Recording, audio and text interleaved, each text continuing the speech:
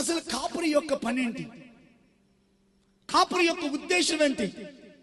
కాపరి అనగా కాయువాడు, కాపరి అనగా మేపువాడు, కాపరి అనగా పోషించువాడు.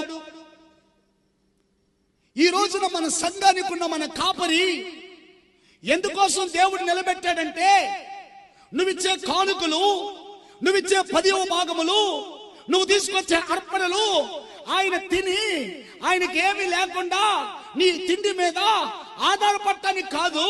ఈ కాపరి యొక్క ముఖ్య ఉద్దేశం ఏంటంటే నిన్ను కాస్తాడు. ఎక్కడ కాస్తాడు?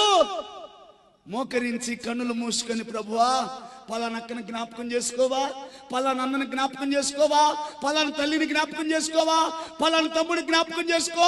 అయ్యా ఐసీలో ఉన్నారంటయ్యా, అయ్యా 10th క్లాస్ రాస్తున్నారంటయ్యా, అయ్యా 8వ నెల ప్రెగ్నెన్సీ అంటయ్యా, ఉమ్మనీళ్ళు కింద పడుతుంది అంటయ్యా, వివాహం అవుతుందంటయ్యా, ప్రభా బిడ్డలు 2 మధ్య మనస్పర్ధలు వచ్చినాయి అయ్యా. కాపరికి ఏం అవసరం అండి దీని గురించి? ఆయన బొమ్మ ఆయన తినొచ్చు, ఆయన కూర ఆయన తినొచ్చు, ఆయన బట్టలు ఆయన తినొచ్చు. మీరు ప్రభు యొక్క సన్నిధిలో ఇంత మేలు పొందుకొని, ఇంత ఆశీర్వాదం పొందుకొని, పాస్టర్ గారు అసలు మనం పిలిస్తే రావటం లేదు.